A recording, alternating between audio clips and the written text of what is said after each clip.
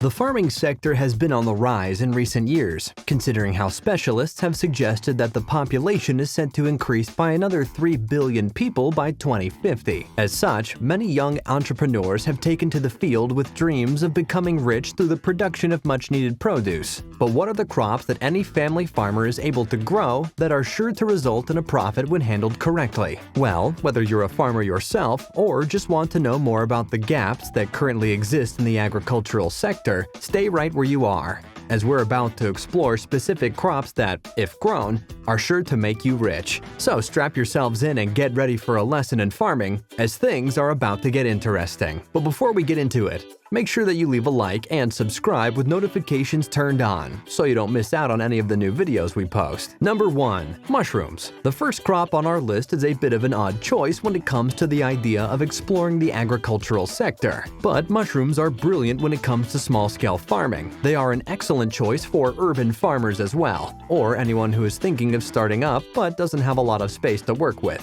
Across the board, mushrooms are often grown indoors, as they require a certain amount of humidity to truly grow to the best of their ability. Compared to other crops, they produce an extremely high return per square foot. This is especially true when it comes to oyster mushrooms, which take as little as 5 weeks to reach maturity and sell for around $10 to $20 a pound. What experienced farmers of oyster mushrooms often do is designate an entire room to the growth of the crop, often placing the required materials in large plastic bags and hanging them vertically to save on space. When close to maturity, these mushrooms will often force their way out of the plastic bags, informing the farmer that it is time to harvest. Since mushrooms don't last very long after being picked, many find them difficult to ship across the world. This presents local farmers with a gap in the market that only they can fill, giving them a massive advantage over other commercial operations. A number of local farmers also choose to forego on selling their produce to convenience stores and shops of the like, rather choosing to approach local restaurants and chefs or setting up a store at the local market. Such direct selling often results in a much larger price per crop yield, making mushrooms one of the best crops to grow if you're just starting out in the farming industry. Another great thing about mushrooms is that they can be dried and sold before going bad, and although dried mushrooms often fetch a lower price than fresh ones,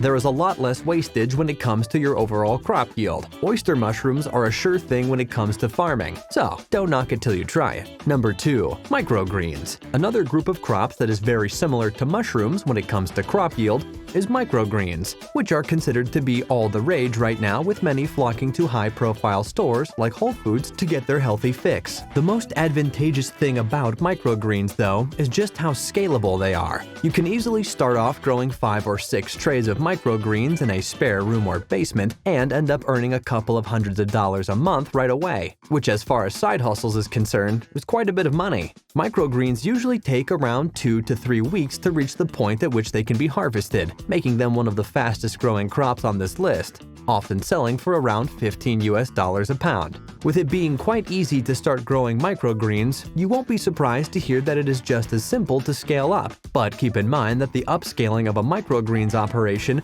will require a number of shelves being set up in what is considered to be your growing room. Many professionals in the sector end up designing a room with multiple platforms from which their microgreens can be grown, encapsulating on how much they can actually grow in such a little bit of space. Using fluorescent lighting to simulate sunlight, the farmer is even able to place up to 4 rows of microgreens on top of each other. Using this little design, it's possible to produce around $10,000 worth of microgreens per month in just an average basement or spare bedroom worth of space. Now that is an insane amount of money, especially considering the size that is being used to yield the crop being sold. While microgreens are usually grown in 10 by 20 inch trays filled with soil, many farmers have also taken to growing them hydroponically, which is to say without the use of actual soil. Since, like mushrooms, they are difficult to keep fresh once picked. You'll need to find yourself a restaurant or market to sell to when your harvest is ready. It's also possible to sell the microgreen in a packet of soil, almost like a starter for those who want to keep it fresher for longer, which will often go for a much larger price tag. Number 3. Ginseng. The next crop on our list is also pretty surprising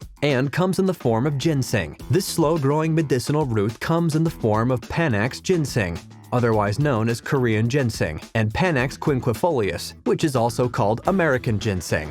Both of these types have been used in countless ceremonies and other forms of traditional medicine over the years. And although there is no conclusive scientific evidence that ginseng has any health benefits at all, primarily studies have linked the root to having positive effects on memory, menopause symptoms, and fatigue. The root also has many culinary applications, especially when it comes to Asian cuisine. Many countries in the East include it in their herbal teas to get the same effect that us Westerners have from Monster and Red Bull consumption, making it pretty sought after. That being said, the growth of ginseng is considered by many to be a pretty long-term investment, as it takes around 6 years for the root to mature, allowing it to be harvested and sold. It is, however, possible to sell ginseng seeds and younger rootlets while you wait for the full extent of your crop to yield. And when it does finally yield, you'll be sitting on an absolute gold mine. According to reports, ginseng growers can earn upwards of $200,000 per acre of yield, making ginseng one of the most profitable long-term investments you can sink your money into. Ginseng can be grown under forest cover for next to no cost.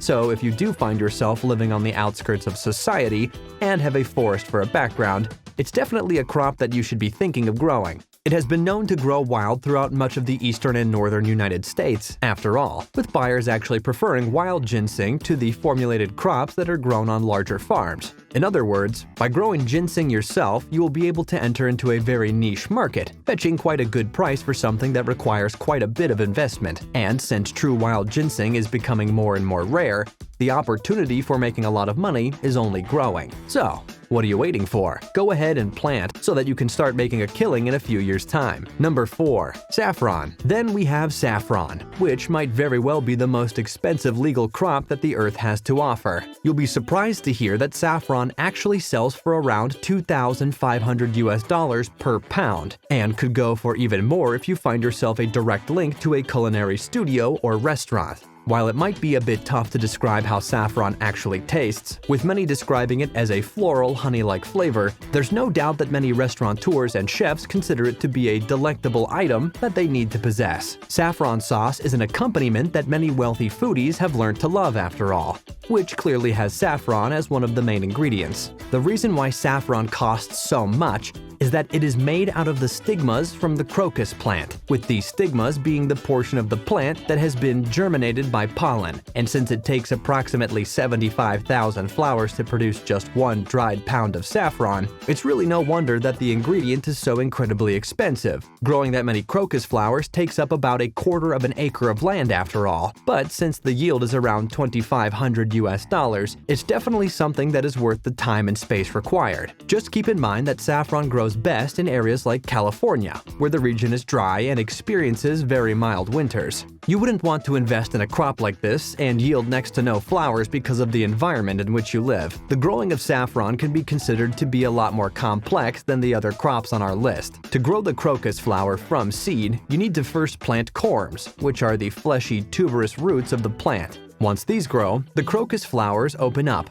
awaiting germination so that the saffron can be harvested in time. What's great about the process, however, is that over the years the crocus corms can divide, allowing you to separate and replant them for a greater yield over time. Number 5. Goji berries. And last but not least, we have goji berries, which are considered to be a superfood to many health nuts around the world, making them incredibly sought after in the long run. They are packed full of antioxidants after all, and have even been said to be linked to anti-aging and the treatment of certain cancers.